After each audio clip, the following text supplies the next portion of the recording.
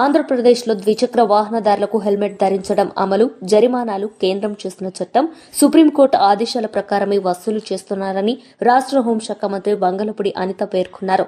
వాహనదారులకు హెల్మెట్ అంశంపై శాసనమండలిలో సభ్యులు అడిగిన ప్రశ్నలకు మంత్రి సమాధానమిచ్చారు.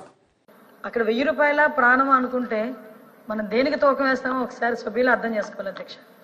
అది 1000 రూపాయల వరకు మనకి ఈ రోజు ఒక సుప్రీంకోర్టు గైడ్ లైన్స్ అధ్యక్ష. సుప్రీంకోర్టు గైడ్ లైన్స్ ప్రకారం గవర్నమెంట్ ఆఫ్ ఇండియా యాక్ట్ లో జీవో నెంబర్ 21 ఇది ఎప్పుడు ఇచ్చిన జీవో అంటే అధ్యక్ష 21/10/2020లో ఇచ్చిన జీవో అధ్యక్ష. 1000 రూపాయలు ఫైన్ విధించాలి హెల్మెట్ లేకుండా అన్నది. ఇది గవర్నమెంట్ ఆఫ్ ఇండియా ఇచ్చిన యాక్ట్ ఇది. సో నేనేమంటానంటే అధ్యక్ష, ఇక్కడ 1000 రూపాయల వరకు అంటే 100 రూపాయల చలన నుంచి 1000 రూపాయల చలన వరకు మార్చారు అంటేనే ఎక్కడ కూడా మార్పు రావట్లేదు. ప్రతి తల్లిదండ్రులు, చాలా మంది తల్లిదండ్రులకి ముఖ్యంగా కడుపు కోత మిగిలిపోతుంది. హెల్మెట్ లేకుండా నడపడం వల్ల మనం జాగ్రత్తగా వెళ్ళినా కూడా అవతల జాగ్రత్తగా రాకపోయినా కూడా యాక్సిడెంట్ అయితే అక్కడ చనిపోయే పరిస్థితులు ఉన్నాయి. హెడ్ భూమికి తగిలి చనిపోయే పరిస్థితులు ఉన్నాయి. వీటన్నిటి నేపథ్యంలో వేసిన పరిస్థితి అధ్యక్ష.